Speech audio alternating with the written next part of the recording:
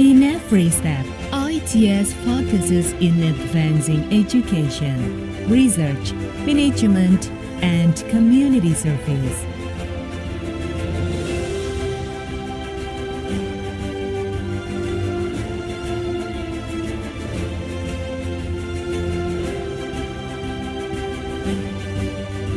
As an incorporated public university, ITS has been able to manage autonomously the policy of academics, organizations, finance, students' affairs, human resources, facilities, operational, and infrastructure. In the spirit of Indonesian heroes, during the battle in the 10th of November 1945, ITS always makes efforts to be the best in education, research, and community services, especially in the fields of industry and maritime.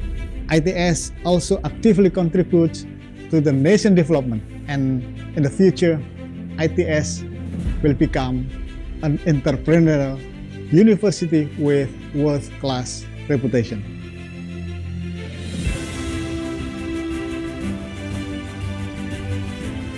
ITS has many achievements.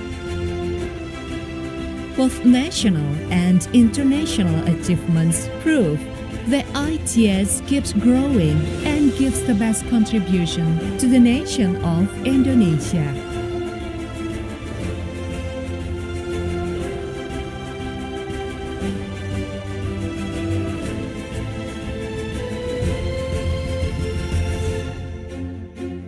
ITS is a place for new hopes to grow. An ideal environment for the new generation to flourish in 3 strategic locations within the industrial city of Surabaya.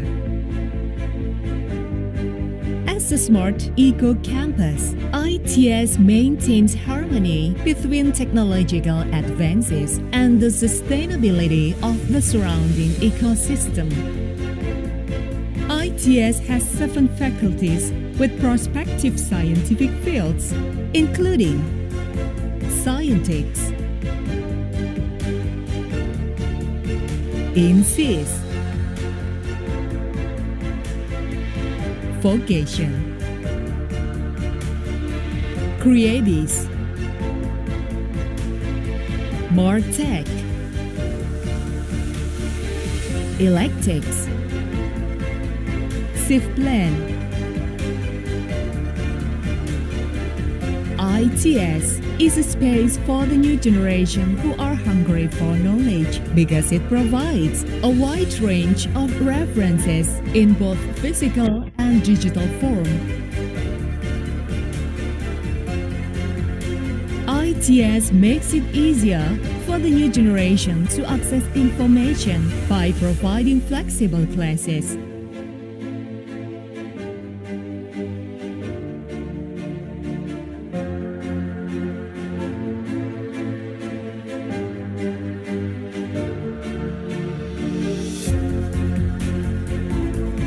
ITS keeps moving forward in facing future challenges by providing the best facilities for the new generation's activities.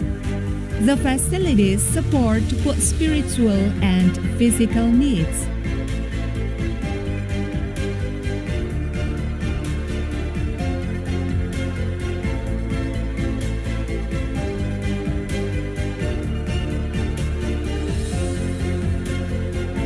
ITS also provides research facilities in the ITS Science Technopark, including ICT and robotics, automotive, maritime, and creative industries. Therefore, the excellent generations from ITS will emerge and make history. ITS is a space for the new generation to express themselves. ITS is a place where the new generation learns new things and finds their purpose.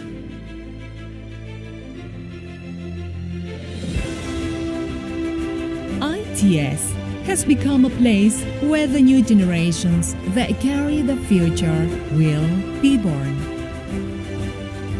ITS is a campus of science and technology, which focuses on the research and innovation, presenting technology for prosperity. With a spirit ITS waits the future before us. ITS, the University of Heroes.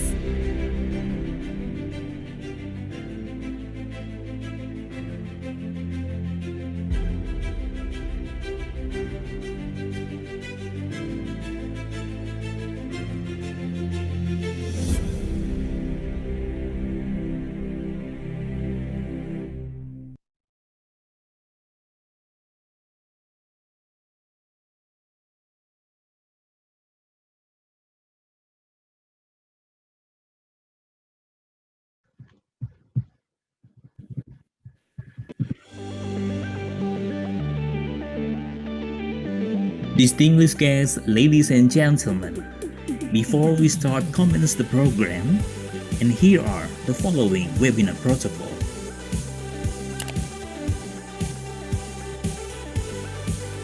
For each participant ID, please use your real name following with your origin of institution.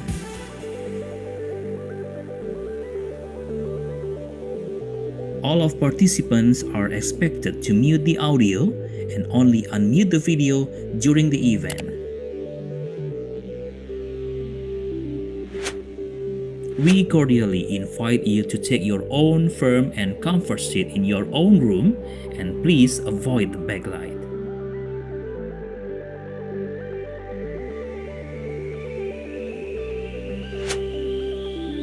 Make sure that you have a good and stable internet connection.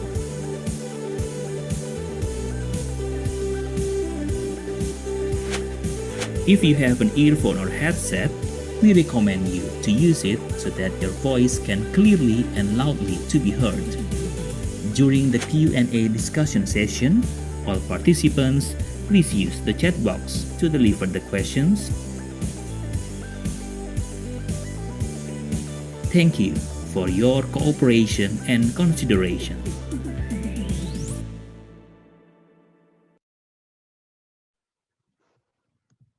Good afternoon, ladies and gentlemen. Welcome to guest lecture series on SDGs today, Wednesday, 31st of March, 2021. I am DT from ITS Global Engagement and will be your master of ceremony this afternoon. Thank you for joining our guest lecture series on SDGs today.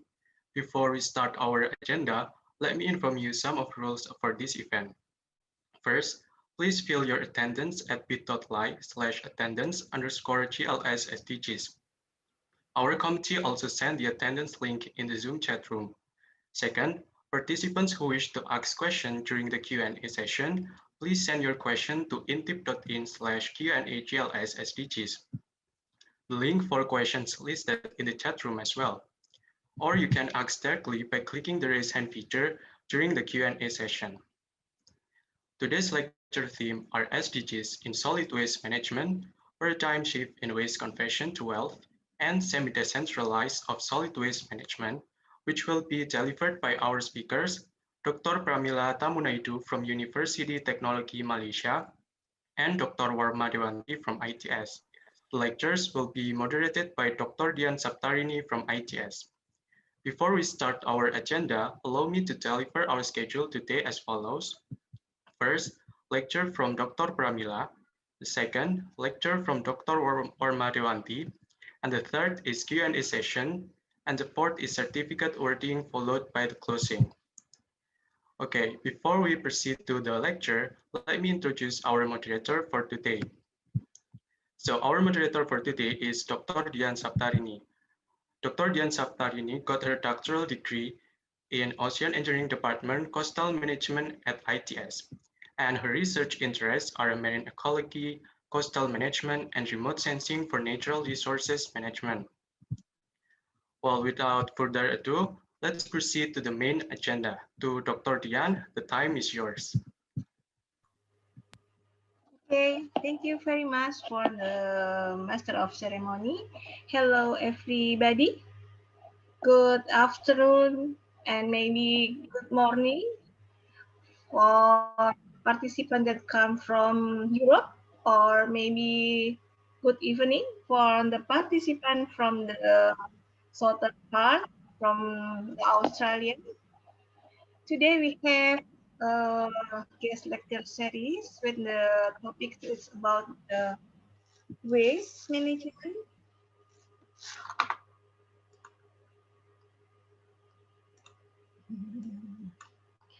With the topic about the waste management. Both of the speakers today will be discuss about the waste management. Dr. Pramila will be present with the topic about the paradigm shift in waste conversion to wealth. I'm sorry, because usually I use the word conservation, so I think this is the waste conversion. And Dr. Warma has the topic about the semi-decentralized of solid management. Okay. Welcome to the guest lecture series that conducted by ITS. My name is Dian Saptarini and I will be moderating our session today. And this is the background from Dr. Pramila Tamunaidu from University Technology Malaysia. She is a senior lecturer at University Technology Malaysia. And this is the education background of Dr. Pramila. She is graduated from Energy Science from Kyoto University, Japan, and got her chemical engineering for master degree from University Science Malaysia, Penang, and also from the similar department, chemical engineering for bachelor degree from University Science Malaysia, Penang.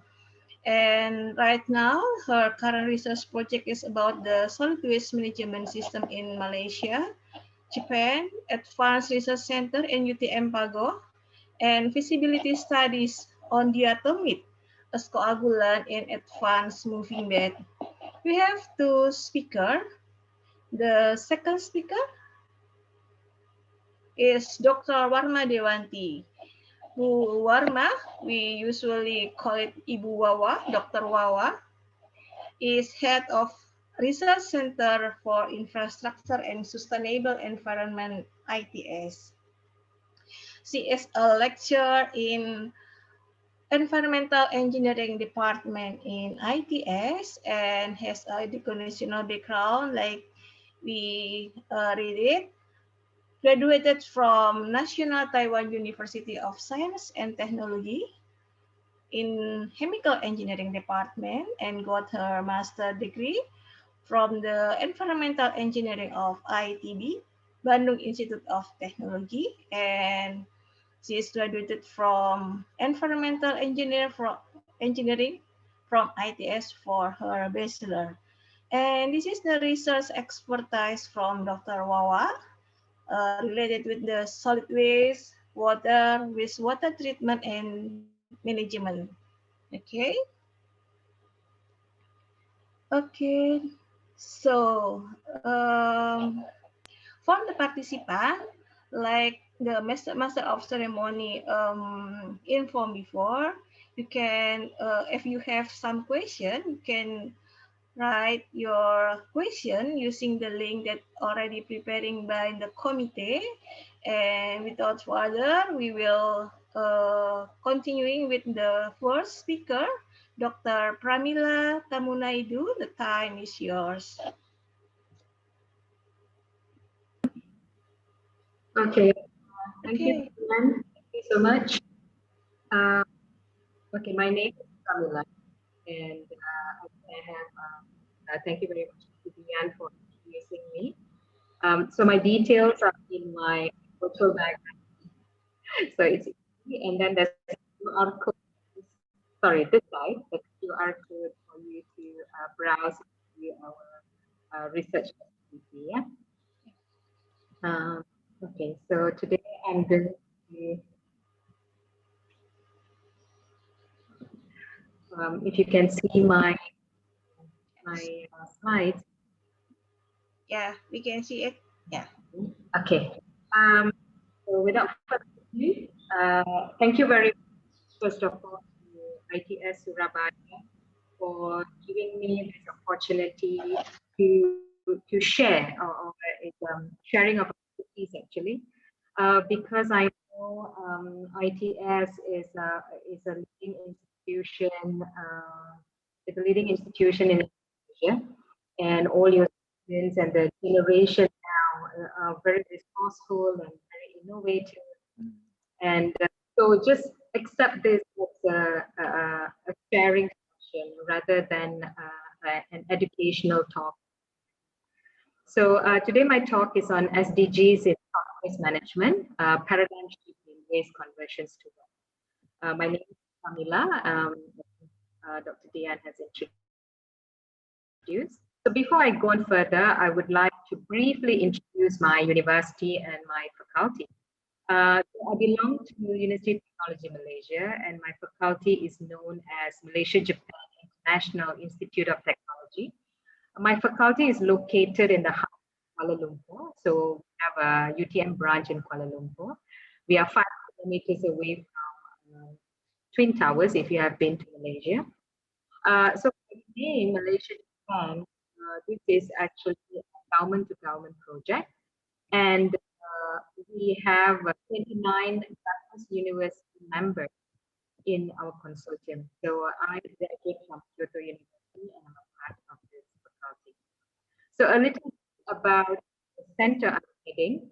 My center's name is Malaysia-Japan Advanced Research Center, or known as MGARC. We have a multi-purpose recycling machine whereby one of the first in Asia to operate on subcritical water technology to convert all kinds of solid waste to valuable products.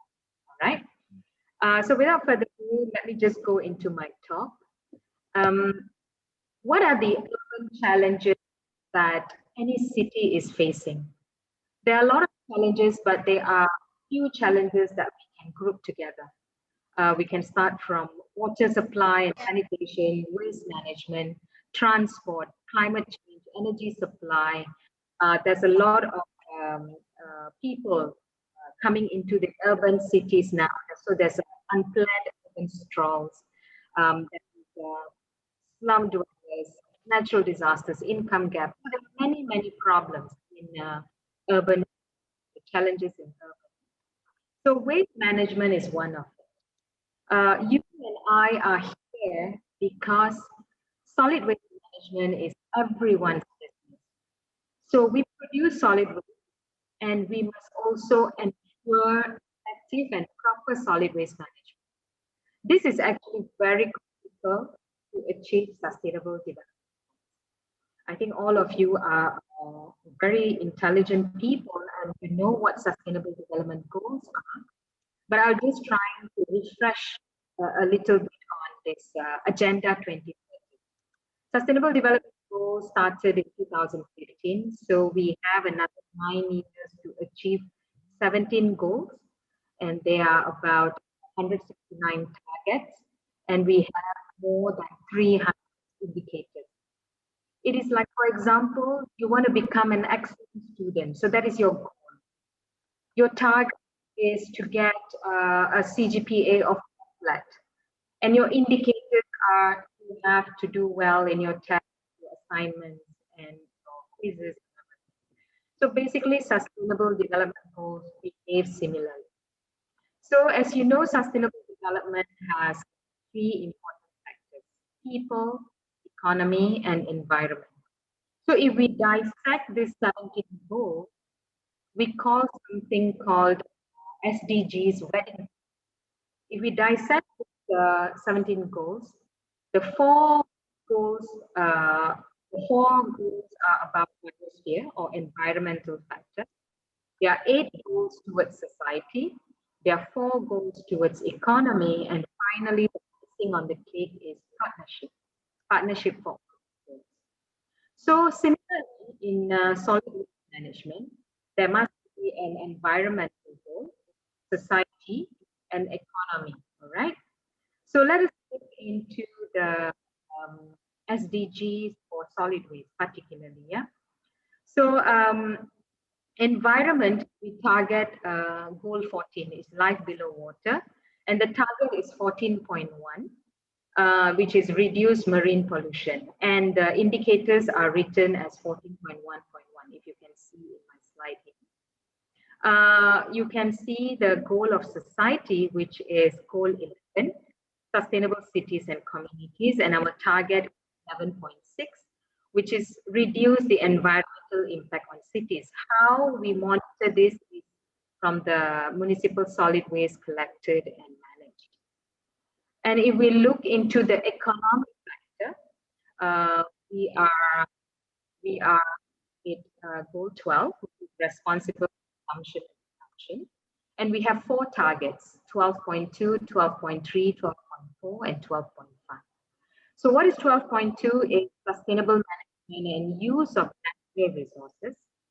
Target 12.3 is half global per capita food waste. And then we have responsible management of chemicals and waste, we target 12.4. And we target 12.5, which is substantially reduced waste generation. So these are basically 3 goals. We have 6 targets, and we have about 8 indicators, right? So these are sustainable development goals for solid waste. Okay, let us look into why we are looking into solid waste. All right. The world generates about 2 billion tons of municipal solid waste annually. I'm trying to bring it to municipal solid waste so that we can understand, because we are part of the municipal solid waste generation. So if we don't manage, or if there is no urgent action towards this solid waste, it will increase by 70% by 2020. So we will have about 3.4 billion tons of municipal solid waste. Okay, if you're wondering what 2 billion tons look like, this is how heavy 2 billion tons municipal waste looks like. Yeah. We have 40,000 Sydney Harbour bridges. This is approximate. It's about 1 million of the London, 18 million of the Dreamliner, and about 200 million elephants. This is what 2 billion tons of municipal solid waste looks like. Yeah? This is an analogy, an approximate. So what are the activities currently being done to take care or to manage the solid waste? We have a lot of open dumping, a lot of open burning. Definitely there's waste production where people come and collect in front of your house. There's a lot of disposal without any recovery. We do landfilling, we incinerate, and we do a lot of conversion technologies, simple conversion technologies. What are the impacts?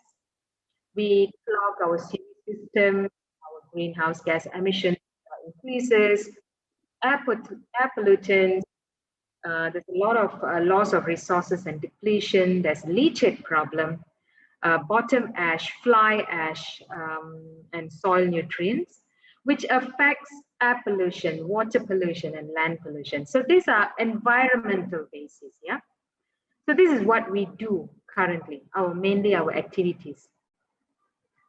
Okay, when you talk about the traditional hierarchy, landfill is our main solution. That is the amount of waste managed. You know, the volume of waste managed is much easier if we do landfilling. Then we have, I think you would have heard, transformation. We do waste to energy. Then recycle and compose, reuse and reduce. This is the traditional hierarchy.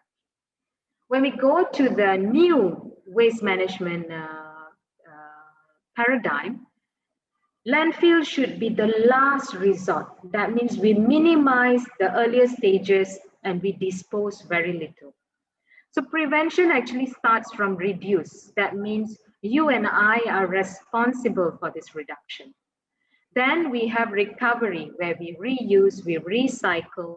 I have added here conversion and compost. So we do conversion, upcycling, and then it should be waste to energy and then landfill. All right. So this is the new paradigm shift. Okay. Let me bring you to a scenario in Indonesia. Okay, this is not to judge the country or the facility or anything. When I talk about a scenario in Indonesia, it is near to your heart, so you can actually understand what the solid waste management is about and how it's going to help Indonesia and how SDGs, you are going to help in the SDGs, all right? So your waste management currently, this is a survey done by Ministry of Environment and Forestry Indonesia. Yeah, your municipal solid waste, 69% ends up in landfill, 10% are dumped, 5% goes through open burning, 7% goes through recycling and composting, and you have a very unique criteria here, others, which is 9%. Can you guess where this 9% is coming from? When you think about it, these 9% are actually in your rivers, in your gardens and forests, in your walkways and roadside, in your illegal settlement. Yeah, this is very interesting. 9% of your municipal solid waste are actually in your rivers, mainly in your rivers. Yeah. So when you see this picture, what do you see? Do you see an iceberg and jellyfish? Or do you see a plastic bag? If you see an iceberg and jellyfish, you're not wrong. This is actually what the animal sees. Yeah, animal sees it as a tool. So they get caught up. Okay, so these are what is actually happening. What is actually happening where your life under sea is getting affected by the plastics we are putting into the rivers and the ocean. So what are the later, newer problems that we have after the pandemic started? Your gloves, your single-use gloves, your masks, your whatever you're using, you know, your typical mask, your gloves, everything is ending up in the ocean. And this is the new problem that we have created and being dumped into our oceans. Yeah. So we produce about 242 million tons of plastic waste, which is equivalent to 24 trillion plastic bottles. And it's a weight of 3.4 million adult blue waste. So what is happening in Indonesia? The statistics show that Indonesia produced 3.2 million tons plastic waste, and one third of your plastic waste is actually thrown into the ocean. Okay, as I said, this is not to judge. This is not to judge you as a country, but to get a pain factor on what your country is going through, what the environment in Indonesia is going through. Yeah. So as you can see, an average person actually uses 700 pieces of plastic bags a year. And your plastic bag waste is 4,000 tons per day. And you can actually fill up 16 Boeing 747 with the plastic bag waste every day. So this is your problem about plastic waste, yeah? So this is your example, your Sungai Citarum. Your Sungai Citarum, Indonesia, is among the dirtiest river in Indonesia and among the dirtiest in the world. But can you do something? Can you do something? And what will be the mission of President Jokowi? Okay, what if President Jokowi comes today and says, okay, come on, ITS Surabaya, you are among the most brilliant people in Indonesia. Tell me, what can I do? Okay, what can I do? So as a person, as an expert, as a student in ITS, what will be your reaction and what will be your action? Okay, let me tell you what majority people will do and what minority group will do. All right, the reactive people, people who react. People you react, you will blame the circumstances. For example, when you see the Sungai Citarum like that, you will be like, oh, these are all the slum people are doing it. These are all the rural people throwing into the rivers and on the ocean, polluting the ocean. These are the people who are supposed to do the collection are not doing their job. So you blame the circumstances and you get very angry and agitated. So you blame. You base it based on your feelings. So today when you see it, you'll be like, okay, I'm going to change. But this is going to be a one-time change. You will just do it today because you are just like angry, so you will do it today. No more plastics. And then you will have a group saying, okay, let's do a cleanup, which you will do cleanup once or twice in a year. Some people will say, I am not using plastic bags. I am not using plastic cups. I buy a cup from Starbucks maybe. So it's some kind like a fashion statement. And some people like, okay, we just change everything to waste to energy. Even governments do that. They just jump into the bandwagon. Everybody's doing burning all our waste and changing it to energy. So these are reactive people, a majority of people. Today, I'm going to tell you what proactive people are going to do. Proactive people are conscious people. They base their decision on values. That means when they see something like this, they will say, all right, it's time to educate everybody. It's time to reduce, right? So this is a cycle where this is continuous. You do it, I do it, I will teach you how to do it. We are going to do it. So we're going to do a lot of upcycling, recycling, reuse. This activity is going to go on every day, all right? Instead of a fashion statement, it's going to be a lifestyle. That means you embrace whatever you need to do, you embrace it. You are not a hypocrite. When you see another person not doing it, you judge, but you yourself, you're not doing it. So proactive people are lifestyle. It's a part of their lifestyle. And you lead by example.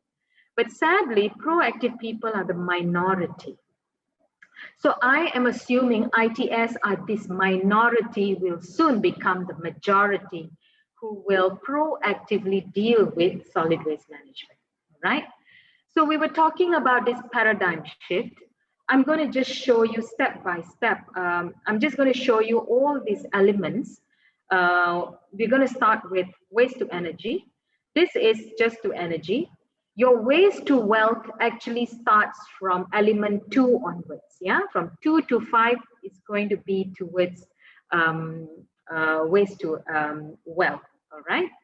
So transformation waste to energy. I think a lot of you know a lot of countries are going into this waste to energy. But what is this? Waste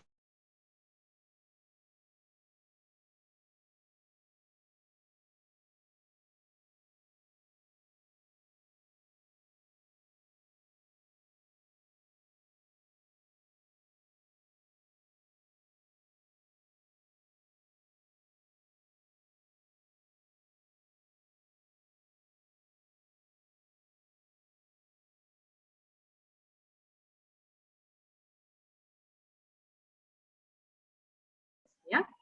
So we do formulation, transformation, formulation, we do validation tests, and we go for commercialization activities. So how we transform is, as I said, we use the subcritical water technology. So it's a green technology. It uses water. Your organic matters are broken into smaller molecules. We reduce the cost and chemical waste here. What it does, it is disinfects bad bacteria, it sterilizes, deodorizes, detoxifies, and decomposes the municipal solid waste to liquid and solid, as I told you, yeah? So what we use for is, we use it as a soil conditioner and fertilizer. As you can see in this picture on your right, it's a small, this is a Japanese yam that we grew in our facility. Normal organic fertilizers are about 200 grams. The fertilizer using the yam with our fertilizer, we could get about 2,000 grams, yeah? So these are high quality. And then we have a test plot on paddy. We started growing paddy on problematic paddy where the yield history is about 1.9 tons per hectare. And using our soil conditioner and fertilizer, we could increase it to 7.7 tons per hectare. So this is an increase, yeah? And then we tested on coconuts. Before fertilization, there were no fruits, no flowers, and damaged. Within a month or so, we could see flowers, plants, and then we increased from a 50-acre coconut palm, only produced 500 fruits a day, so we could increase it to 2,000 fruits per day. This is the yam I was talking about, or the Japanese yam that we did in our facility. Besides that, we have chili, we have bitter gourd, we have long beans, we have calabash, which is calabash. So basically, MGARC, this is our, oh dear.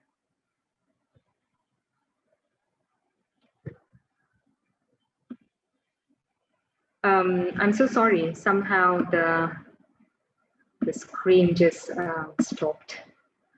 All right, let me just try again. Okay. All right, I'm so sorry again, yeah? Let me just try this again.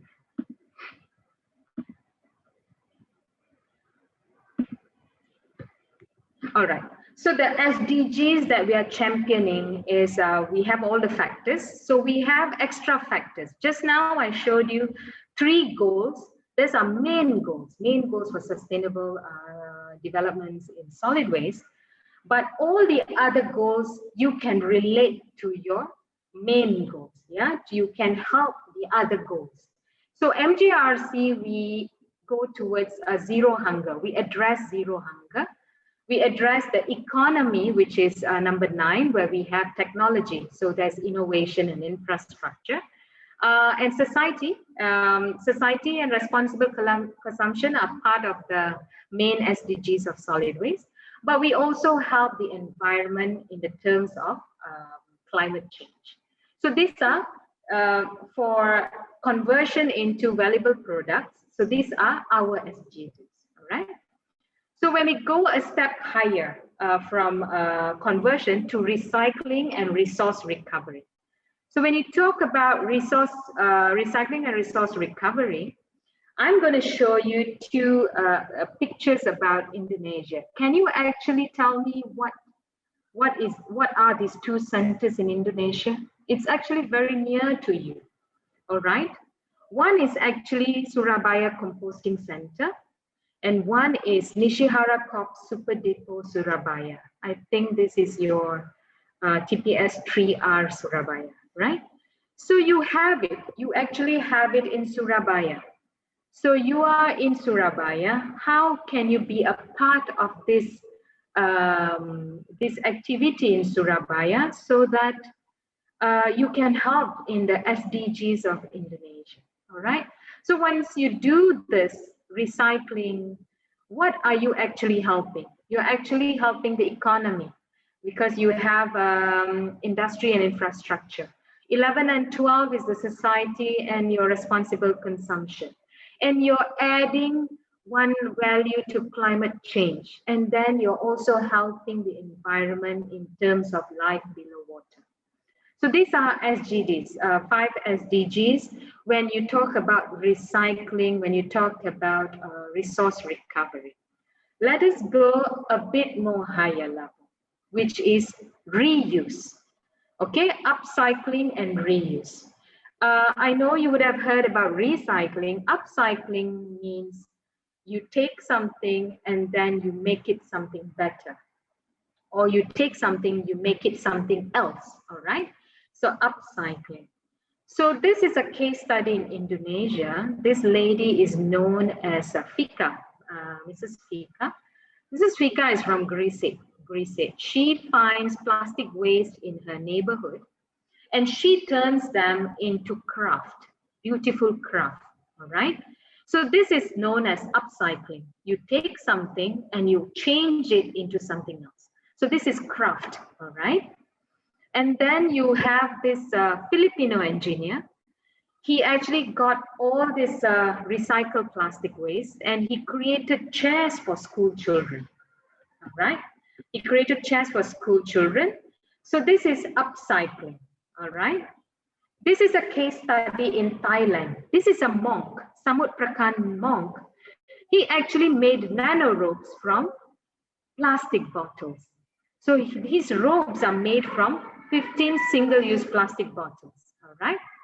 So when you do this reuse and upcycling, you're actually helping 11 goals. See how you increase the way you go up the hierarchy, you're actually helping more goals, yeah? So from 5 goals, we have become 11 goals. Then let's talk about the highest in the hierarchy, which is reduce. When you reduce, this is a simple image to show that from single-use elements, you make it into a lifestyle. You reuse. Even if you go to a restaurant, bring your own container. If you're going to bring it back home, you're buying back home. So it becomes a lifestyle. When you do this reduced lifestyle, you're actually helping all the goals. All the 17 goals you're actually helping. So solid waste management, as you go up the hierarchy, you are actually helping more goals and targets. So besides reduce, reuse, recycles, there are so many other elements, yeah? So many other R's. Okay, waste is only a waste if you want to waste it, all right? So now it's your turn. What are you going to do? What are your SDGs, all right? So with this, I would like to say thank you for joining this talk. And this is my details and this is the QR code. So feel free to contact and get in touch. So thank you very much. Thank you very much for Dr. Pramila. We have so much information about how our lifestyle can help to reach 17 SDGs program or goals. And thank you for the great presentation and for all of the participants. Okay. I believe that you already have some questions, but you have to be patient. Before we going to the discussion session, we will have the second speaker. And for the participant, you can write your question in the link that the committee already prepared. Okay. And right now, this is the time for Dr. Wawa to present her presentation related with the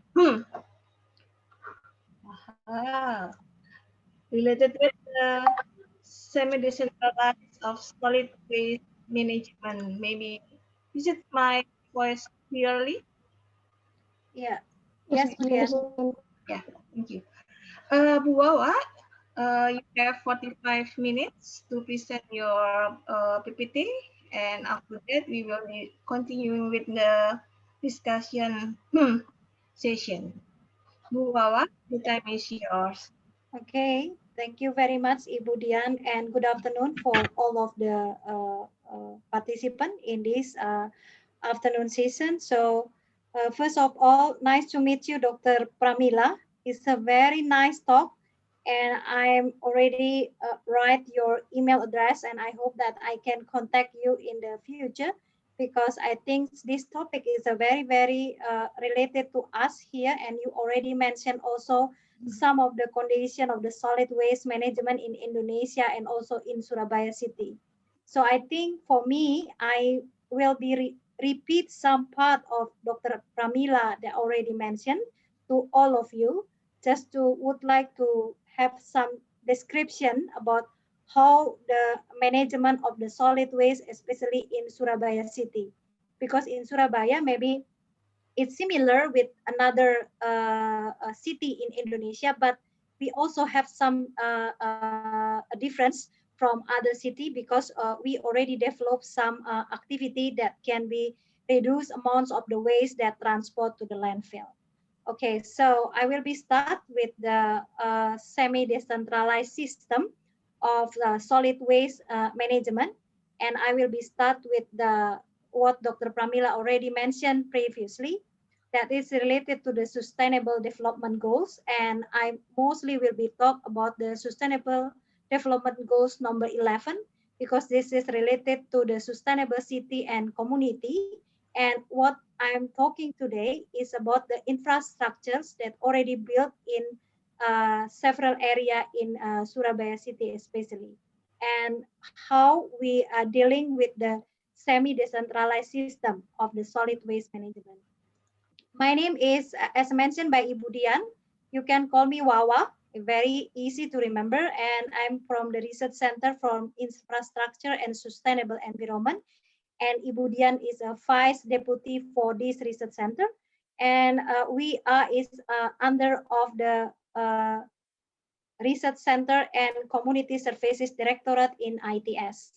Okay, so this is a little bit about my CV that already mentioned by Ibu Dian previously, that right now my work mostly is the solid waste management, and we have some of the research project with IRD France and Hanoi Architecture University, and also with the UNESCO and IJS Japan, and also with the Leeds University for action plan of the plastic waste in Surabaya City.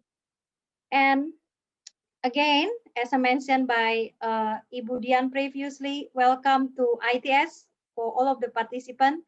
We are Institut Teknologi 10 November, not Institut Teknologi Surabaya. Okay, we have a number there, 10 of November, a date, right? Because this date is the Hero Day in Indonesia, and we are known very well as the University of Heroes. And our university was built based on the spirit of the heroes also. And this is the vision and mission of ITS. We would like to become innovative and internationally recognized research university. Is why then we have a lot of research center, and this is our building. Ibu Dian is also has a office in here together with me in the 6th floor. Okay, and based on this one, we developed some research because we are in the Research Center for Infrastructure and Sustainable Environment of ITS. We have a goals to develop sustainable infrastructure. And based on the IDB 2018, we have 4 pillars for sustainable infrastructure that including environmental sustainability, economic sustainability, social sustainability, and institutional sustainability.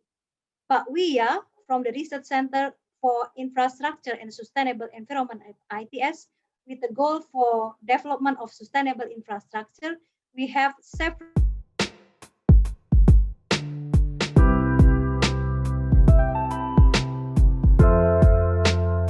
from 2019 to 2020 is still in stagnant value. So there is no activity that would like to increase the achievement of goals number 11. And as I mentioned by Dr. Pramila previously, that solid waste is also part of SDGs goals number 11. So these goals is try to make city inclusive, safe, resilient, and also sustainable. And for the solid waste itself, they are including, as I mentioned previously also, in the target number 11.6. And for the target in 11.6, the indicator mostly is collection and also final disposal.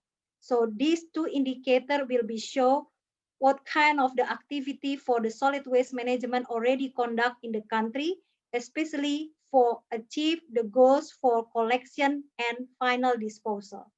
Okay, so this is what I will be talk today mostly in these 2 parts about the collection and also the final disposal, and some activity to reduce amounts of the waste that disposed in the landfill. And I start with the word, okay? This is the picture, how solid waste generation in the world, and already also mentioned by Dr. Pramila previously. This is based on the region. We can see in here in the Asia country, in the South Asia, in East Asia, and the Pacific, we can see amounts of the solid waste generated, and the projection will be increased in 2050, okay, because some of the increasing of the population, also increasing of urbanization, and also change of the lifestyle. This is why we can see from here that the solid waste generation time by times will always increase. Again, we can see from this figure, this is based on what a waste 2.0 2018 by the World Bank. We can see also from here that the composition of the waste is also have a great impact because of the income. Okay, for the high income community, usually they will be produced a lot also for paper and the plastic waste, and of course still the highest one is a food and green waste. But if we are compare with the lower and middle income, the highest number one is food and the green waste, but small amounts of the plastic and also paper. So this waste composition have a impact on what Dr. Pramila already mentioned previously, recycling process and also recovery process of the solid waste. Okay, this is in the world. And this is the integrated solid waste management. I already mentioned also previously. What is integrated solid waste management? Integrated solid waste management will include aspect for solid waste management itself and 6 elements for solid waste management, and including who will be involved, who the actor that has responsibility to manage of the solid waste. Okay, so this is, we call it integrated solid waste management. The aspect that including on solid waste management, we have 6 aspects: technical, financial, institutional, participation of the community, legal aspect, and environmental aspect.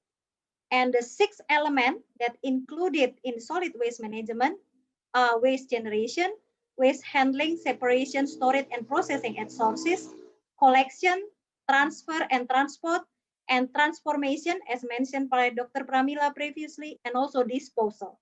So this is the 6 element for solid waste management. And who will be involved? Community, government, private company, NGO, researchers, and informal sector. They have a great impact on solid waste management. If we manage all of the aspect, element, and actor to manage of the solid waste, this is, we already implemented that, as mentioned previously, integrated solid waste management. And then, how about the implementation around the world? Okay, actually I make some example. Okay, this is example in Vietnam, because I also teach in Ho Chi Minh University of Technology. So mostly this is the system for the solid waste management, that from the houses they will be have the collection system. Okay, then go to the container, go to the transfer, and then go to the transfer station, go for the transport with the big truck, and they will be dumped in the landfill or processing at the plant. Okay, and who managed this one? Who actor that managed this one? So this is based on the case in Vietnam. Okay, so generation of the solid waste from household, market, industrial, street, and healthcare. The collection system, they have responsibility from the private company. Transfer station also private company, transportation also private company, treatment and disposal also the private company. The private company that has the collaboration or MOU with the government. So mostly for all of the system, who responsible is the government. Okay, so this is the case around the world. But how about in Indonesia? This is what I would like to talk after this one. Okay. How about the solid waste management in Indonesia? We are a little bit different with another country about the solid waste management. This is the Indonesia, as mentioned by Dr. Pramila previously, that we have 17,000 of the island with 270 million of the people. The solid waste generation, maybe you already show also this picture previously, we generate about 94 million tons of the solid waste per day. And if we can see in here, we are the highest among of the ASEAN country because our population is also a lot. And if we come up with the capita or per person per day, so the generation of solid waste in Indonesia around 0.7 kilogram per person per day. But in Singapore, vice versa, they are very high, about 4 kilogram per person per day. Why this is happen? Because I already mentioned to you previously, the economic or income, they have a big impact on the generation of the solid waste. Other than that, lifestyle and urbanization also have a great impact on solid waste generation.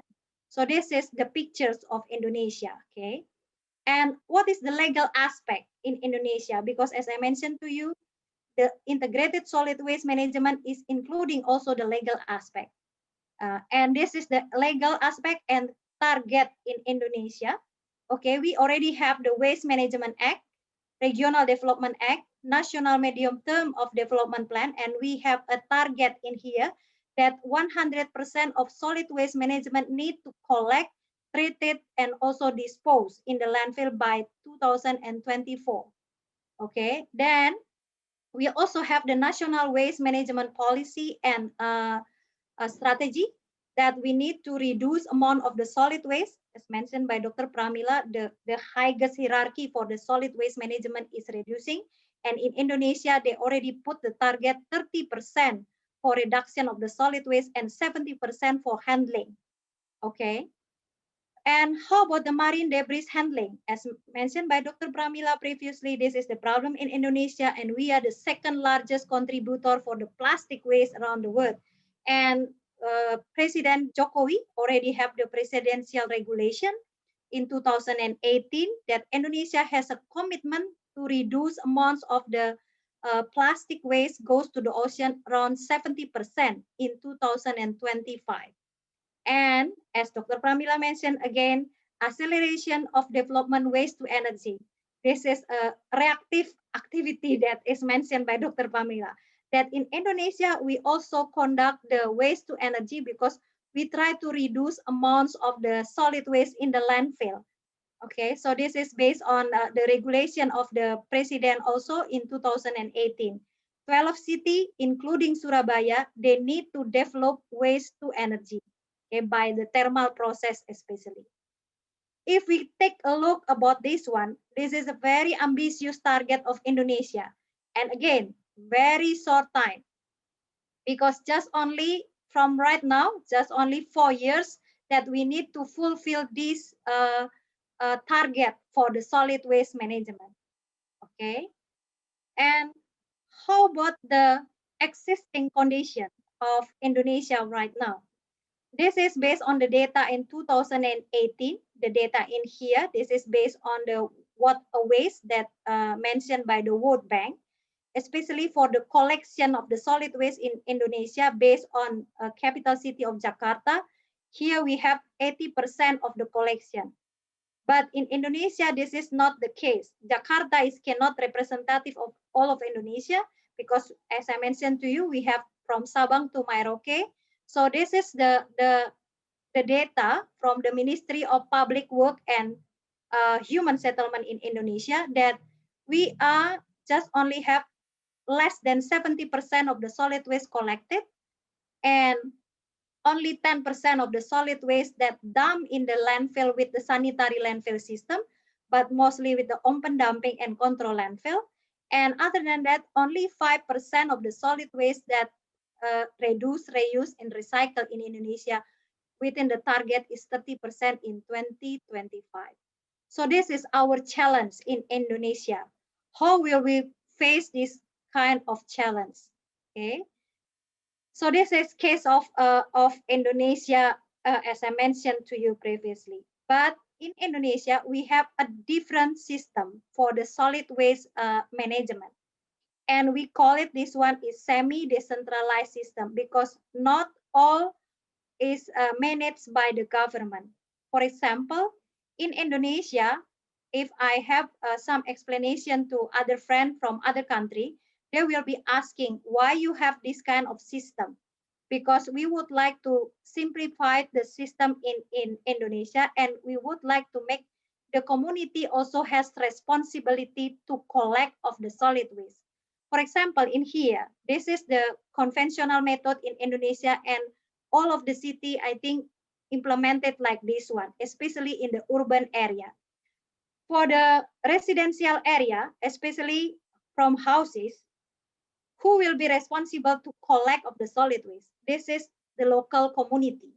So local community, they have responsible to collect of the solid waste, okay, to manage the collection system and go to the transfer facility. And after that, from the transfer facility, they will be transport to the landfill. This is just a part of the government responsibility. So this is why we call it also, this system is semi-decentralized, because the community also has some responsibility to solid waste management. Okay. And the case in Surabaya, especially, and also other city in Indonesia, who will be managed for the collection system? The lowest community organization level. We call it rukun tetangga or neighborhood. Okay, so neighborhood in the village or kampung, they will be managed of the solid waste, especially for the collection system. Okay, and they will be bring the waste from your houses. If you stay in Surabaya or in Indonesia, they will bring your solid waste to the transfer facility, like a curb system or individual system, door-to-door system. And then you need to pay some retribution to the neighborhood scale, okay, to manage of the solid waste. So this is the first example for semi-decentralized system of the solid waste management in Indonesia. Okay. How about in Surabaya itself? In Surabaya, we are developed some activity that also decentralized system, because we are know that this city, okay, we have a very dense population with 3 million people, and the area is around 350 kilometers square. Okay, and in here, Surabaya has some activity for semi-decentralized system. This is, for example, some of the picture for kampung in Surabaya. Okay, we can see from here, this is the fisherman village. Okay, and this is the Kampung Jambangan. In Kampung Jambangan, you can see this is the kampung, because we have a very narrow road, and it's a very difficult for the collection of the solid waste actually, because the truck cannot enter this road. Okay, so it's why we are work with the chart and also with the communal system for the solid waste collection. Okay, and this is the challenge for Surabaya government. Prior 2000, we have a big problem with some of the slum area in Surabaya, and also poor of the waste management system, highly polluted river, and frequent of flooding at that time. Okay, but after that, Surabaya city governments realized that for the solid waste management, we need to increase the public awareness. Okay, and they also already mentioned that top-down approach is not very effective for the solid waste management. We need to try to encourage the community to have the public awareness how to manage of the solid waste. Okay, and we are industrial city, the second largest city in Indonesia. We have a big problem with urbanization, mostly because of the economic purpose, and many of people in Surabaya is not originally from Surabaya, because this is the urbanization. And we are now that based on the characteristic of local people, especially based on the culture in Surabaya, so the people in here, usually they are open-minded, willing to accept any changes, and have cohesive and work as a team.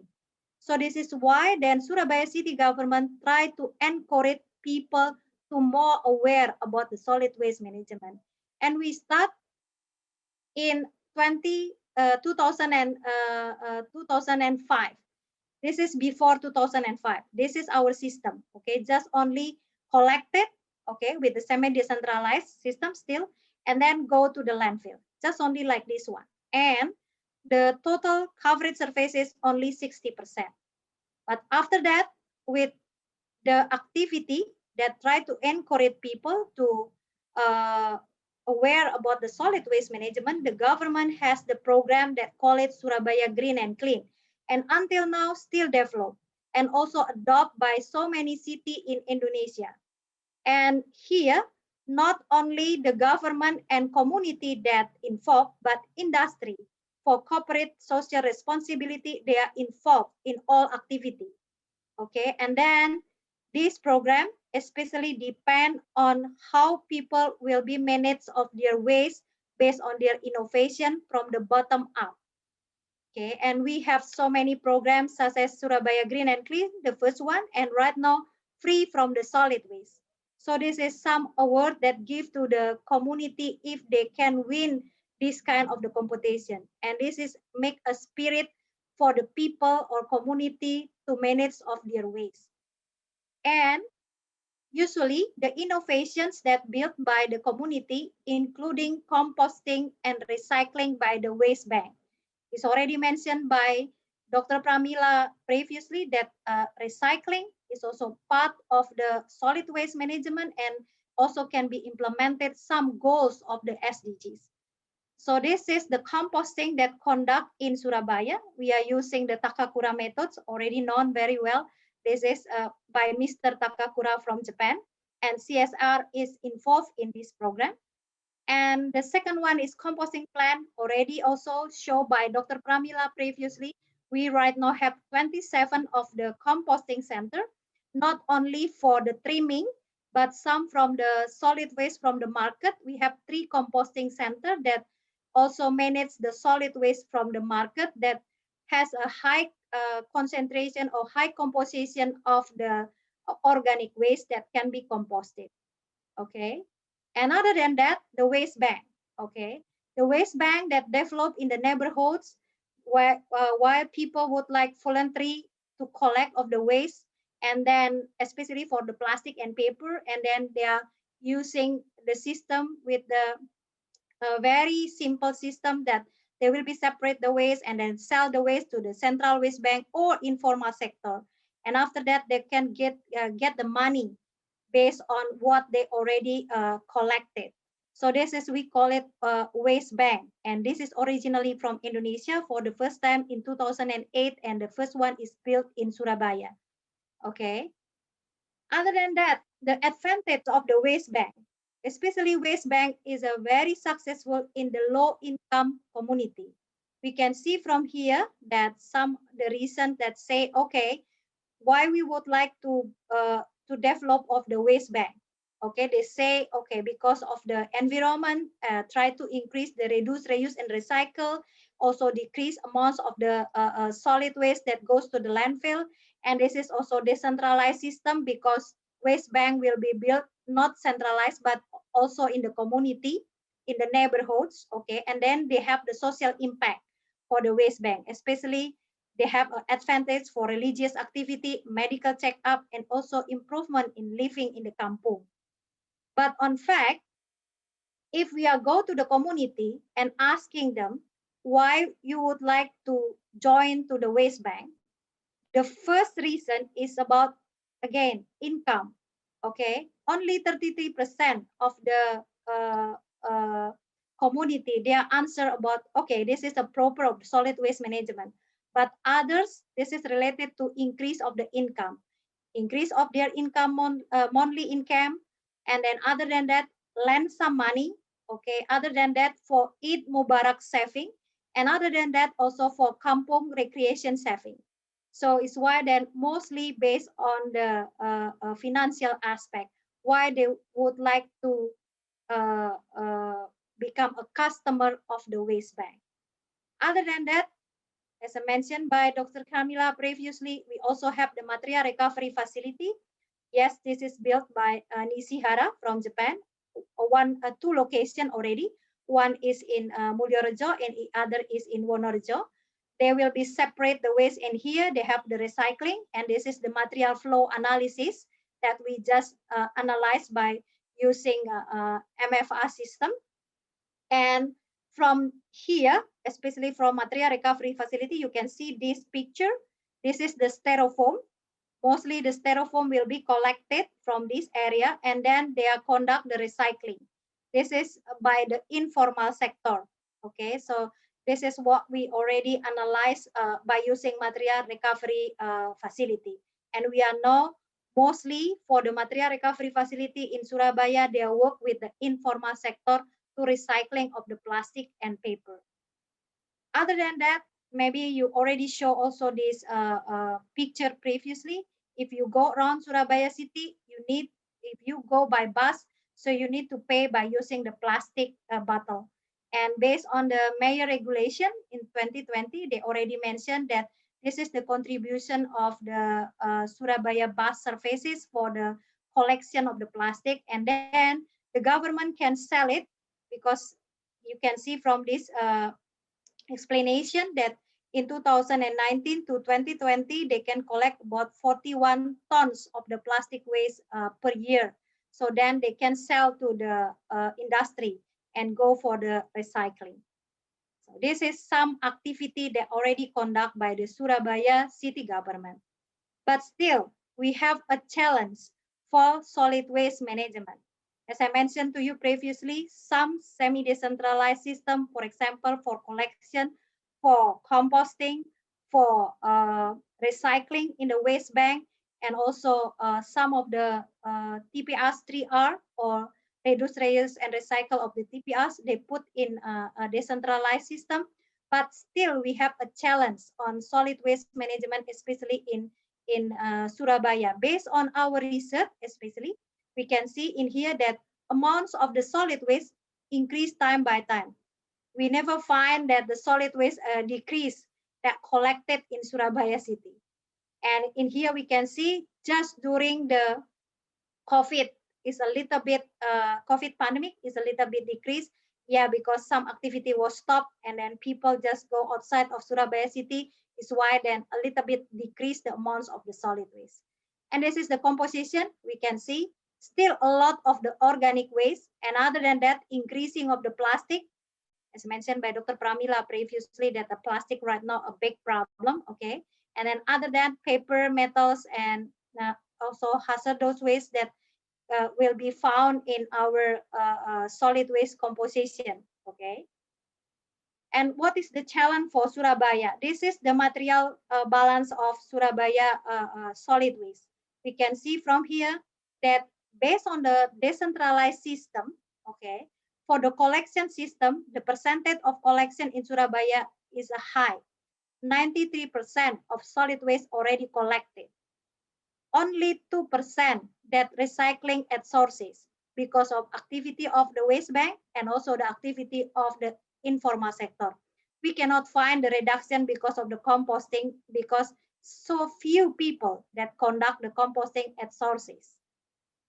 Other than that, for the facility that already built by the Surabaya city government, okay, with the decentralized system, in here we just only can reduce 4.7%. So total reduction in Surabaya for the solid waste only 6.7%. Mostly solid waste will be dumped in the landfill. Around 90% will be dumped in the landfill. So this is still the challenge, because for us especially, we mostly will be collect the solid waste and dump in the landfill. Only 9%, only 6% that reduce at sources and also in the transfer facility.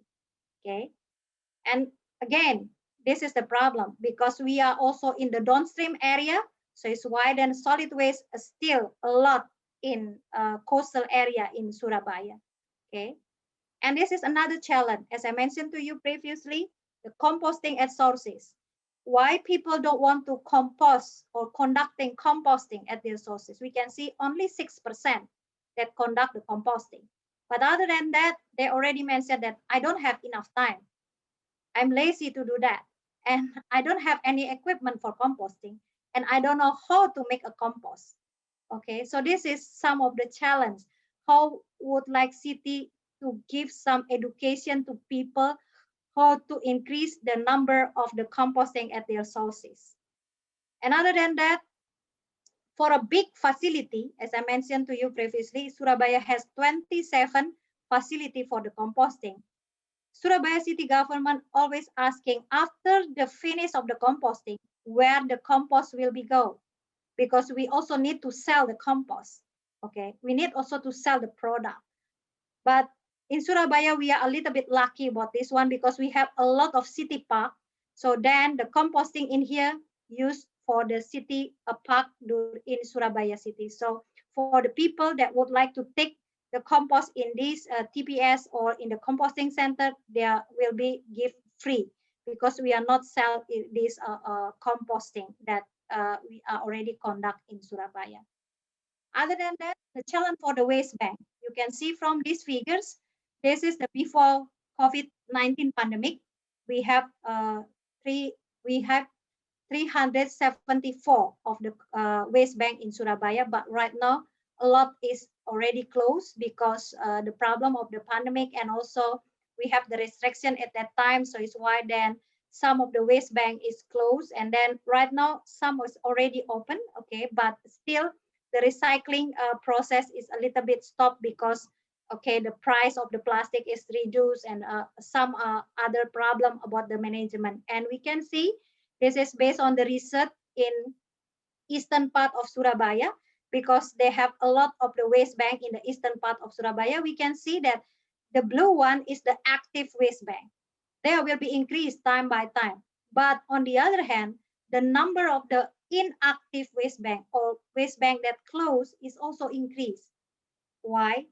They already mentioned that there is no management system because the waste bank is voluntary system. So the management was not paid by the government or not paid by the selling of the solid waste. This is just voluntary activity. So it's why then if people don't want to manage this one, so then the waste bank will be closed. Other than that, lack of separation of the waste. So it's why then waste bank need more effort to separate the waste that already collect by the community. Other than that, people love to solve the solid waste directly to the informal sector compared to the bring to the waste bank. And other than that, because we are a dense area in Surabaya, they are mentioned that there is no enough space to storage of the solid waste. So this is the challenge that we need to try to finish the problems about this one if we would like to increase the recycling by using the decentralized system. And of course, the last one that in Surabaya, because the number of the solid waste increased time by time, and also the reduction, as I mentioned to you previously, only 6%. The government right now is already built a big waste to energy plant. This is 1,000 tons per day that built in our landfill by using the gasification. As I mentioned by Dr. Pramila previously, that mostly the country will be depend on this activity. Yeah, we are also conduct this one. Okay, and we are now that the 3R for composting, waste bank, and still needs to be improved. And how to maintain the spirit of the Surabaya green and clean, and also the competition between community and free from the solid waste, how to make the education for the people, how to dealing with the waste, especially for reduction amounts of the waste that they are throw every day. So this is a challenge for us, and we need to implement it this one. Okay, this is the conclusion for me. And we are now that many of innovative decentralized system already conducted by Surabaya city government. For example, collection system, then composting, then other than that, the waste bank is also part of the recycling for the solid waste. And in Surabaya, we applied the public participation approach. We try to encourage people to know about the problem of the solid waste and how they are dealing with the solid waste management. It is very important to encourage public awareness to manage of their environment. And the last one, involve of the all stakeholder actors that related to the solid waste management and including private company. for the CSR, because they will be support the community how they will be dealing with their solid waste. Okay, thank you very much. I give back to Ibu Dian, and this is my email address. And if you would like to have some discussion and or join of the research together or some activity, you can contact me by using this email. Thank you very much. I give it back to Ibu Dian.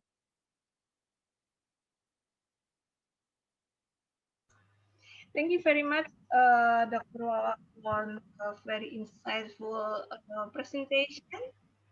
And we have a lot of participants from several countries, I think. Uh, right now we have participants from Malaysia. Several universities from Malaysia attended this webinar this afternoon, from Bangladesh, from Filipina, from Czechoslovakia, and from Czechia. Okay. And some participants already write some question for Dr. Pramila and also for Dr. Wawa. I will read the question from the participant. The first one is for Dr. Pramila. Dr. Pramila already explained about the plastic waste, and the question is, Dr. Pramila spoken about the plastic waste that end up in the nature, especially in the ocean and rivers.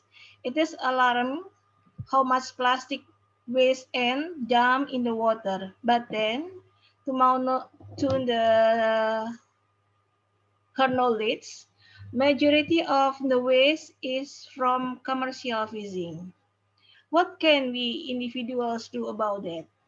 And how do we change this major problem about ocean plastic pollution? He would love to hear Dr. Pramita ideas about this part of plastic waste that is produced. Okay. This is the question from Natalia Farbarova from Czechia Republic. Okay. Hi, everyone. I don't know if it's a Miss or Mr., but from Czechia. Okay, I think you're asking about plastic in industry. I think you're talking about production. As you can see, some countries we have gone from to biodegradable plastic. We have moved upon to biodegradable plastics. So our resources need to be changed. We need to change from petroleum-based plastics to biodegradable plastics. What we can see is there's a lot of research going on, and in every country, there are new things being found. Some of the packaging we cannot run away. We cannot run away from plastic materials because they are longer lasting. They're longer lasting compared to paper and things like that. So biodegradable is the way to go if that is what you want to know, right? The other way is you go for plastic where you can keep reusing. There are 7 types of plastic. Don't use plastics that you cannot reuse more than once. Yeah, don't use those kind of plastic. Like styrofoam. Styrofoam is a big no-no. Yeah, every country will actually come very hard on styrofoam because styrofoam breaks into very small pieces and it becomes microplastics. This microplastics is actually consumed by the fish and you are consuming the fish. So it ends up in your body, in human body. Similar to if you have a cattle, cow, yeah, eating your garbage, it ends up in the meat of the cow and you're going to feed on the beef. So the microplastics ends in your body. All right. So styrofoam, a big no-no. So you need to see the 7 categories of plastics, re-look into the design when you come up with a product. If you're a consumer, you need to make wise decisions too. You need to say, okay, this product is using this much of plastic. Should I buy this product? Or should I buy another product which is greener and a bit more expensive? So you as a buyer also have power to change your product, your commodity. So if that is what you want to know all your plastic levels, which plastic you shouldn't be using, educate people. If something is a little bit more expensive, but it is recyclable, it is biodegradable, invest in it, support this kind of industries, and try to reduce as much as possible resources. I think that's all, Dr. Dian. I think if that is the question. Yeah, thank you very much, Dr. Pramila. We also have a participant from Netherlands this afternoon. For the second question, for the both of the speaker, the question is, what is the most effective way to increase the awareness about 3R among citizens, since changing lifestyle is hard and cannot be done in a short time? Maybe Dr. Wawa or Dr. Pramila will be answer the question first. I think I allow Dr. Wawa. Okay, this is I don't know, maybe later on Dr. Pramila can add, because as I mentioned to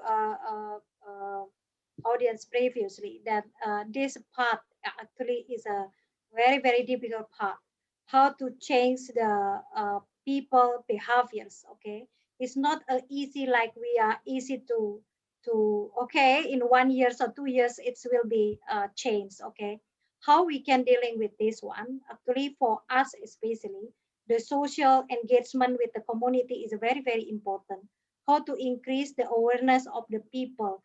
For example, right now I'm asking the student try to every day calculate how much waste that they are generated, and some student is very shocked. For example, in this morning they mentioned to me, Ibu, I am my family just only consists of the 3 people, but at our home, we will produce 2 kilograms of the solid waste per person per day. For example, it's huge. No. So it will be a very huge. But just only 1% is 2 kilograms? No, because actually we just produce maybe around 0.3 or 0.4. The less production of the solid waste, this is good because we can reduce amounts of the solid waste. So this is one for example that I already conduct with my student. And some of the people already know that, oh, Ibu, I know that my mother is cook every day. So the cooking just only for 3% is a lot. So you can asking your mom, try to reduce amounts of the food waste that maybe throw it every day. Okay, so this is for example. So this is part of education that we need to talk with the community, try to inform them in the terms of they realize that we are produce a lot of the solid waste. So this is some of the small example. No, so other than that, maybe in some of the area, especially from millennial people, you maybe for all of the students, some of the platform, maybe they already mentioned that the young will be have a small step for bigger value. So we already know that some people doing like that one. In Surabaya is a lot the young community that they are involved in the solid waste management, not only for managing, but they are also socialize some of the activity that can be reduced of the solid waste. I think this will be have an impact for the lifestyle of the people. Okay, this is my answer, Ibu Dian. So maybe Dr. Pramila can some comment about this one. Thank you. I think Dr. Wawa is correct. But I would say if we want to do it in developing countries like Malaysia, Indonesia, put value to your waste. Show them the money. When you show them the money, they will do it. I am not kidding you.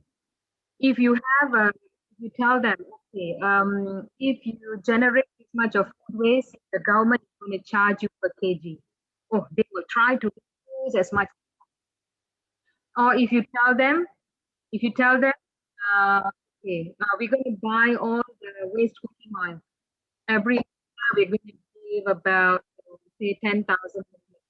You think they won't do it? They will. Tell them, every plastic you bring, every single plastic you bring to the, okay, Indonesia is going big on waste to energy. Say the waste to energy operators say to all the people, okay, you bring as much plastic as possible. We will pay you by kilo. You think people won't do it? People will do it.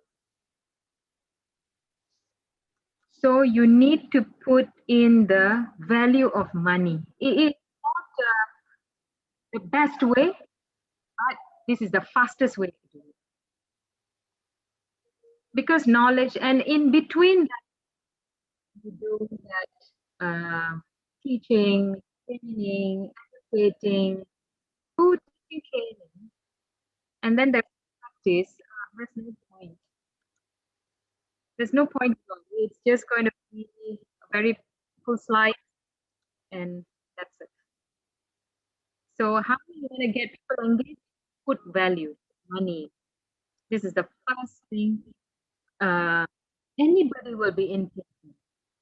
Even students. You just ask students, okay, okay, we have a recycling product. Who brings the most recyclables get this amount of money. You try and how many students will bring how much of it. We actually did that in UTM. We did a 1 day. We collected 1,000 kgs, one ton of waste recyclables in less than 4 hours because I put value to all their waste. And we got a company, the waste management company was willing to buy 1,000 kilos, and we are not even, maybe we are about 100 over plus people who actually joined that activity.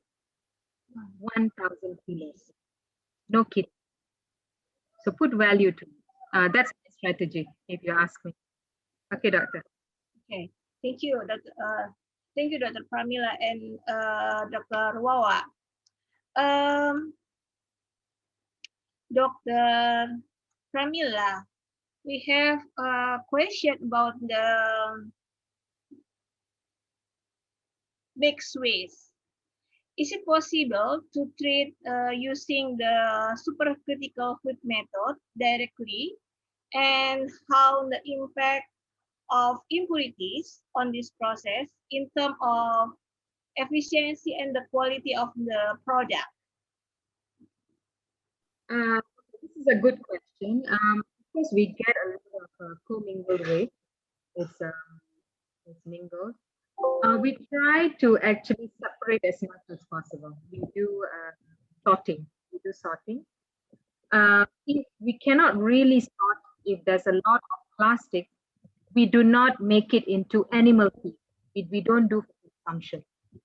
We do it for probably if there's a lot of organics. This treated organics, we can actually go for black soldier fly. If you all know what black soldier fly is, it's also becoming a trend these days. Black soldier fly, red, because organic portion is decomposed so well that the black soldier fly can grow really fast. It can consume really fast. Or we do like soil rehabilitation or things like that. But we do not do animal feed. We do not do cattle feed or We don't commingle, we do not do. But black soldier fly is not too bad because the larvae is the one that interested in black soldier fly. If you all are into black soldier fly rearing, I think you would understand the analogy behind it. But subcritical water can actually treat mixed waste, but you need to formulate it after you get the solid. And a lot of plastic actually becomes the liquid portion. It actually melts. It is soluble to the liquid portion. So the liquid portion is the one that you have to take care a little bit more than the solid portion. So this is my answer for the question. Thank you. So many questions from the participant. This is the very interesting topic about the waste, from waste to welfare from waste, and how we change our lifestyle so we can help the environment to be healthy. Dr. Wawa and Dr. Pramila, we still have a question for, maybe this is for Dr. Wawa. This is from local participant, because she mentioned about Bali. Wawa, what do you think about local regulation which against plastic usage? For example, prohibition of plastic in Bali province. Is the regulation the best way to downscale the plastic generation and to change people's lifestyle? This is the question from someone that loves Bali very much. Okay, so as I mentioned by Ibu Dian, because I come from Bali actually, so I'm also not originally from Surabaya, so I'm have urbanization to Surabaya. And then in Bali, Bali is the first province in Indonesia that have the regulation about the ban of the plastic waste. And until now, it's still conduct in especially in the Denpasar, because this is the Denpasar and Kabupaten Badung, because this is the high population in here. But in some area, maybe still some people still using a single use of the plastic bag. But on the other hand, the Ministry of Environment and Forestry in Indonesia, they already mentioned that around 38 of the local government, they already have this kind of the regulation. Of course, there will be reduced amounts of the plastic, but we don't know yet, especially for how much that they can be reduced. Okay, and then we still would like to have some research with Udayana University about this one also, how the effective of this regulation, because of course regulation is a part of, they can, as a like Dr. Pramila previously mentioned, if we, for example, if we have the regulation for throw pay as much as you throw, for example, you already know this is the value of money that already mentioned by Dr. Pramila. If we implemented this one, so people will be realize that they need to reduce the amounts of the waste. So it's why then it can be follow the regulation, I think. But right now we cannot say that this is the effective way. For me, the effective way is try to have the involvement to the community itself. If the community have the change of their lifestyle, so everything will be more ways. I think it's like this one, Ibu Dian. Okay, maybe Dr. Pramila, do you have some maybe some example of Malaysia government has the policy about to reduce plastic? Okay. By no offense to the government, generally we do not have time. Some regulation means like maybe in the next 2 months, what we want to do the next 1 month. So they will find some solution which is already working. It's already working elsewhere. So you cannot expect them to start from education. Yeah, this is continuous. It has to become a lifestyle. How you start the lifestyle is you have to become an exemplar. This is what I mean by proactive.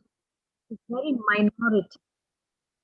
You know, you have to start by your lifestyle. So you change yourself, you change your family first, then you change the community, then you change the, you know, that's how we should go. But if we want to go in this way, it's going to take a long time, and government does not have that much of time, because all 3 years, for the next 5 years, you know, those kind of. So sometimes jumping into the bandwagon is what the government can do. That is why academia, institutions of learning, schools, these are important, very important entities to make any goal in SDG important. You know, success of SDG actually depends on educational institutions, how we want to educate. Because all indicators in SDGs is quantitative. You do, then only you can count. If you don't do, you cannot count. So how do you do it? It has to come from knowledge. So Dr. Wawa is right. You have to teach them. Good way, hard way, easy way, it's up to you, but you have to, you know, teach. You have to start educating. So that's all, Doctor. Yeah, thank you. To change our lifestyle is not easy. We need a lot of time to change our lifestyle. Okay.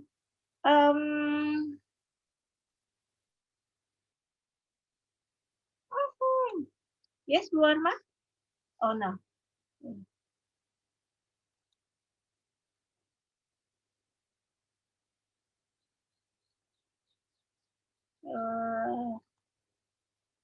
Okay.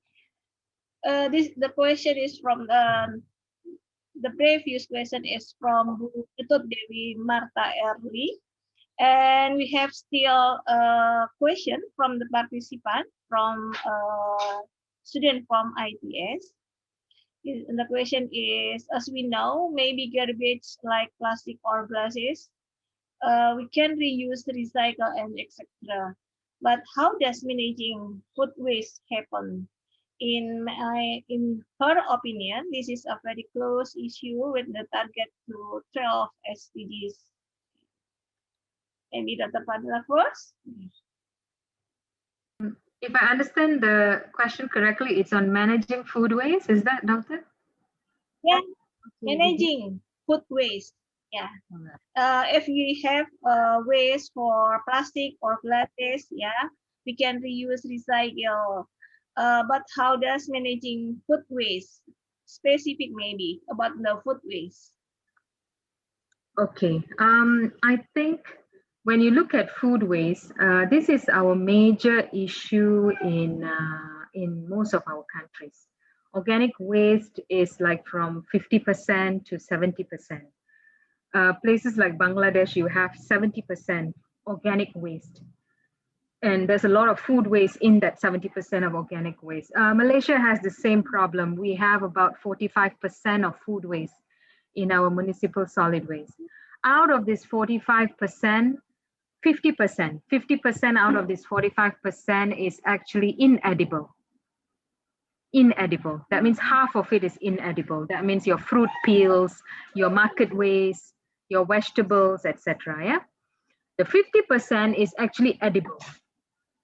This 50%, if you want to know the main culprit, go back home, open your cupboards, find all your canned food. Go and find all the food in the can. Your canned food is a major culprit because the expiry date you don't check very often. All right. So when you see this kind of canned food, then suddenly when you notice it already expired. So what you do? You take the whole can and you dump it. Yeah? So what it means is that food is actually happening right in front of your eye because you think you will consume it, but you're not going to do it. So what you can actually do is to reduce this kind of waste, have carrying cupboards. Carrying cupboards means we have it in our institution. We keep it for dry food or wet food in can. If you think you cannot finish, and if you come and put there, somebody else who wants it will take it. Right? During the pandemic, a lot of people lost their jobs, and this was very helpful for some people to actually find their. If you think institution is not the place, go to your religious houses. Your religious houses, a lot of people come to your religious houses, put all your dry food, which you think you cannot eat. You must think, you mustn't be like, oh, I will do it today. No, you're not going to do it. So it's just going to get rotten and you're going to throw it. Instead of throwing it, give it to someone. This is how you reduce edible waste in the municipal solid. Another thing you should ban is buffet style eating. You see, in hotels, buffet means if you don't finish at that time, the standard operating procedure of a hotel is you must throw it away. You cannot even pack and give people because what if, the people who consume had a stomachache and something, they can always chew back the. This is the SOP. So I think the second thing that we should ban in our country is buffet style. The third culprit is actually in Malaysia. We call it Ramadan Bazaar. Ramadan is coming soon. Yeah. And Ramadan Bazaar is, we look forward for this bazaar. Because after fasting, you want to have a good meal. So you overbuy. You're hungry, you make decisions based on your emotion, feeling. So you will overbuy. You will buy this one. You haven't eaten like for some days. Like, when you go home, once you start consuming it, you're full. You know that's your limit. What happens to the rest? You're going to throw it away. So these are some of the things that you must consciously. That's why I said proactive people make decisions based on conscious decisions, and it's based on values. Just eat what you can. Buy what you need. If you don't need, give it away. Not after it's rotten. If you think the neighbor would want to have it, give it away.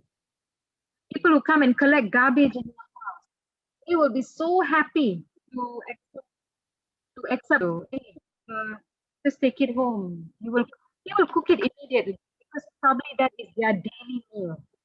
So I think this is the strategy to reduce edible food waste in the waste category. Okay, doctor. Yeah, okay, thank you, Dr. Pramila. Dr. Pramila, reminder maybe all of us, just eat what you can eat. Maybe in Indonesia language, in Bahasa Indonesia, we call it lapar mata. After we fasting and Maghrib coming, we try to buy anything, and after that we confuse which one that we can that we will eat first. The Mama, maybe you want it at some some explanation? No, it's already mentioned by Dr. Pramila previously, because this is our habit in ASEAN countries, especially. We try to like Ibu Dian say, lapar mata. I hope that Dr. Pramila understand. Other than, because we are already fasting, and then after that we think that okay, we can eat a lot. Okay, but as I mentioned by Dr. Pramila, try to become a wise people, try to think that other people is also have some already have some problems about their daily life, and how we are dealing with this one. I think this is a good example. In Jakarta, so many activity about this one. We call it hunger bank, because they are collect the waste and then they will be give to the other people. So rather than throw away the waste, so they will be collected. But I think in Surabaya we don't have this kind of activity yet. But in Jakarta, a lot of people do it like that one. So they try to collect the food that already maybe remaining from activity, like from the hotel, restaurant, and everything. They will be cook it again and give to another community that they are needed about this one. So this is will be have a part of the zero hunger, for example. It's part of the SDGs #2 that they will try to include it, this one as a part of the activity for the SDGs. Yeah. Okay. You can actually have a food bank in IT. No, right now, no, we don't have it. The food bank. You can start in IT. Yeah. After maybe if we see. Yeah, this is a very good example for the food bank or the hunger banks that we can collect from the canteen in ITS, or from the household in the ITS. So this is one of the examples that we can show that ITS also a part of the people that thinks about the zero hunger peoples, that they need to help the community. That part of zero hunger for this one. Yeah, I think it's a very good. Dr. Pramila, thank you. Yeah, thank you. This is a very good. Maybe we can continuing to the real program, maybe Dr. Wawa, about the hunger bank or food bank. Yeah, okay. Maybe this is the last question because the time is 5:19. The question from Innova Konita Zuraya for ITS from Urban and Regional Planning Department.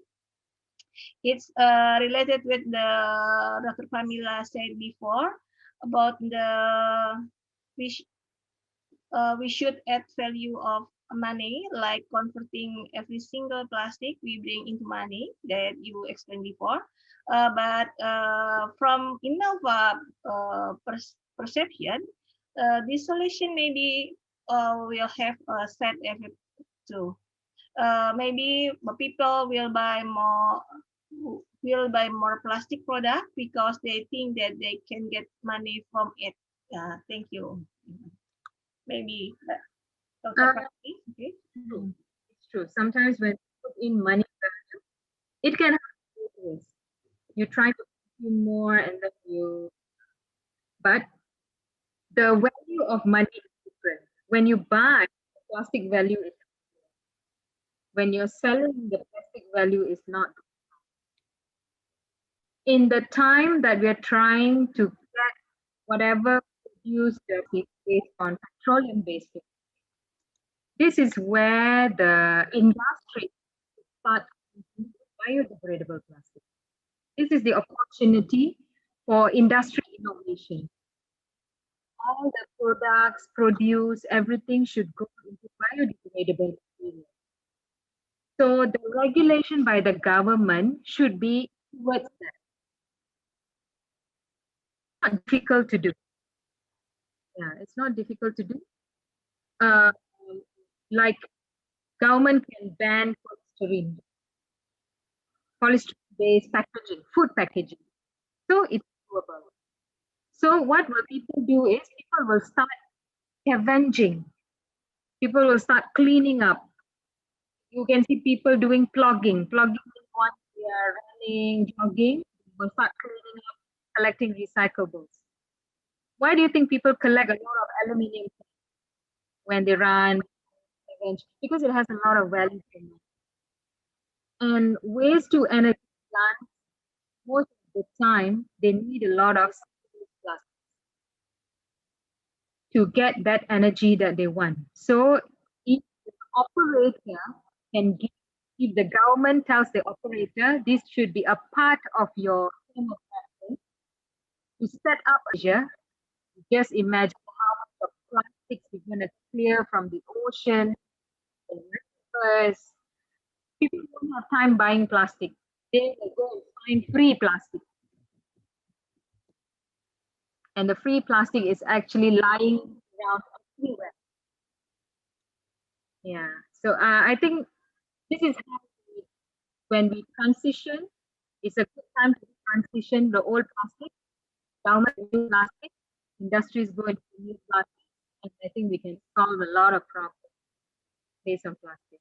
And I think consciously or unconsciously, you will start learning this unsafe plastic is not good for the environment, not good for you, you know, and things like that. So it has to happen parallel.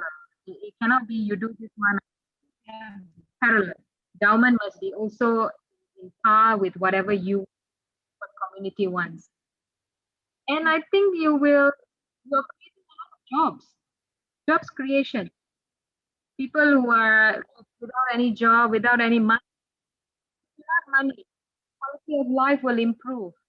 Maybe they are staying in a slum now. Maybe they'll find a decent house. So slums, slums. You will reduce a lot of refuge around coastal. Maybe have money for sanitation. Maybe they will build a toilet for the first time in their life. You know, doing a lot more goals while trying to just change the economic level. So the idea of buying waste is just to improve the economic level. That's all. And I think once you improve the economic level, you improve a lot more goals in their life. I mean, this is what I personal belief. Yeah. No offense to any other ideas. I mean, this is my personal belief. Okay, doctor. Okay, thank you very much. Maybe in the last question, we already still have one question. How about the relation about the fourth SDGs goals? Maybe this is for Bu Warma. Fourth SDGs goals is about the quality of education. How quality education can increase awareness to the citizen to aware of the ways. Maybe this is the question from the student from ITS from Peter Steve Ngabe. Yeah, of course, as I mentioned previously, and also Dr. Pramila already mentioned that the quality of education. Okay, so we are know that educated people. If we are teach about educated people and we are socialized, for example, life of change of the lifestyle and how to recycling, how to reduce amount of the solid waste. Sometimes we will be remember that if we already know from the elementary school, for example, in Indonesia right now, the education about the separation of the waste is already started from the elementary school.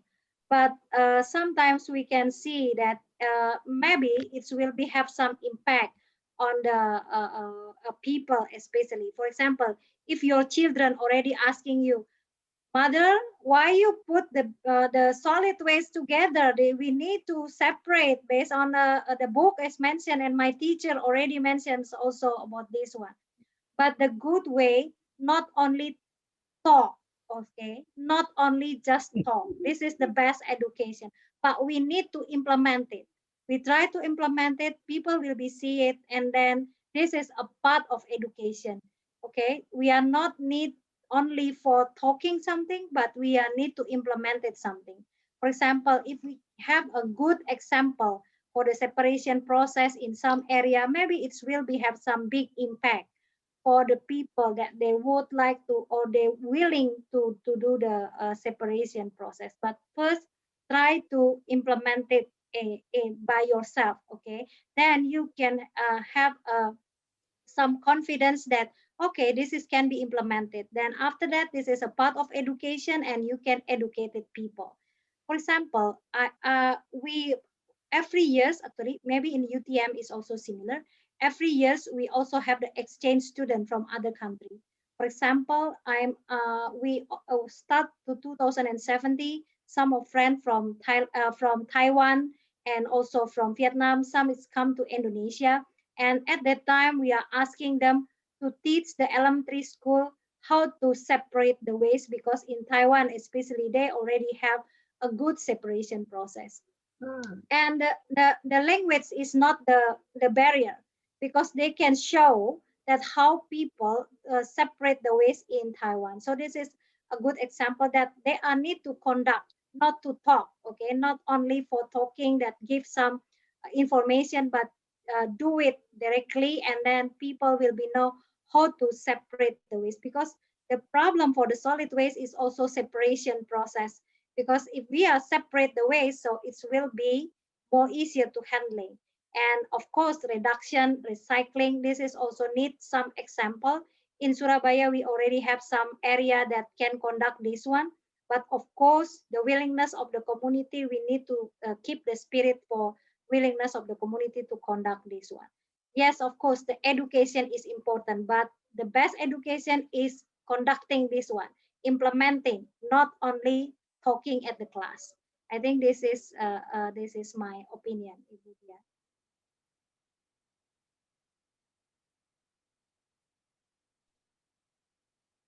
Oh, Ibu Dian, maybe have some problem with the connection. I think yeah. Hello. Already come back. You're mute. You're on mute, Dr. Dian. Still mute, Dr. Dian, Ibu Dian. Please unmute. Ibu Dian, could you unmute the microphone? Okay. Okay. I lost my internet connection for a second maybe. Thank you, Dr. Wawa, for the your explanation about the how education can be help us to be wise to about the waste management. Thank you for both of our speaker, Dr. Pramila and also Dr. Warmadewanthi, because the running of time. And also thank you for the responding for the participant question. Yeah, maybe because of the time is already 5:30, and I will be turn back the session to the committee. Good afternoon, everybody. Thank you, Dr. Pramila. Thank you. Dr. Dian, thank you. Thank you, Okay. Dr. Dian. Dr. Pramila, thank you very much. Thank you. Keep in contact. Yeah, keep in contact, and we will discuss for some Yes. research about the waste. Lots to discuss. Yeah. Well, thank you.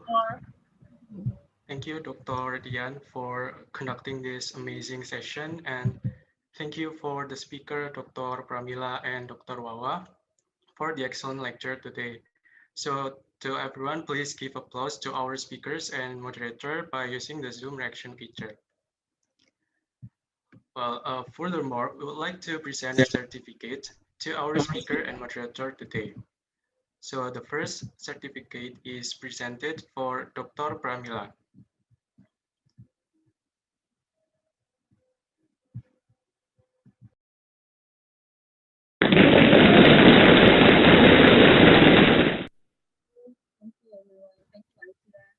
Then the next certificate is presented for Dr. Warmadewanthi. Thank you very much. Thank you.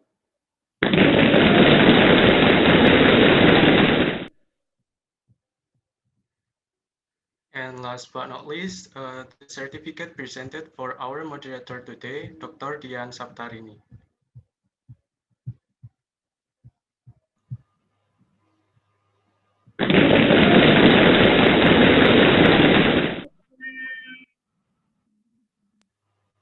Well, once again, thank you very much to Dr. Pramila, Dr. Wawa, and Dr. Dian for your availability for today's guest lecture series. Before we end our lecture today, I invite to all the participants, as well as the honorable speaker and moderator, to take a group photo. So for the participants, please open your camera.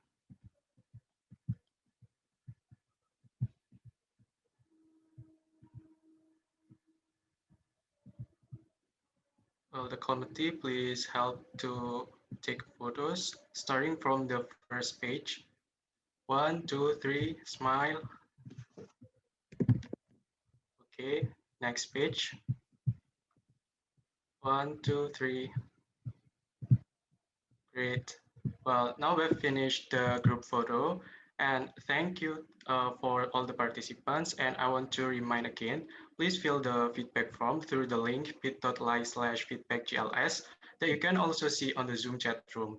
And also the participant who will get the stamp for it is the participant who come on time, join the event until the end, and also fill the feedback form. And I want to inform you that next week we have the GLS on SDGs held on Tuesday and Wednesday. For Tuesday session, so the committee, could you share the poster? Okay. Well, for Tuesday, we'll have Prof. Umi Fazara from University Malaya Perlis, and also Prof. Bangunmulyo from ITS. That will be the topic about Malaysia climate action initiatives and the change of biodiversity mangrove area using multi-temporal remote sensing technology in coastal area. And for the Wednesday, we have two parallel sessions. For the first team, there are Dr. Mashita from University Technology Mara and also Dr. Berlian from ITS with the topic Power of Computer Modeling and Simulation and Artificial Intelligence for Innovation and Industry and Infrastructure. And for the second stream, there are Mr. Michael John from Bukidnon State University and also Dr. Elia Zulaika with the topic of development of instructional material using digitalized and indigenized resource materials and also development of culture responsive activities. Well, finally, we have reached the end of today's guest lecture series, and we sincerely apologize for any mistake we have made in presenting as Master of Ceremony and the committee. Thank you very much to our speakers, moderator, and all the participants for the attention and cooperation. We will see you in the next guest lecture series on SDGs, and thank you. Thank you. Thank you very much, Dr. Thank you, Pramila, Doctor. everyone. Thank you. Thank you, Dr. Pramila. Thank you, Budian. Thank you, Bu Awa. Thank you, everyone. Thank you, bye-bye. committee. Thank you.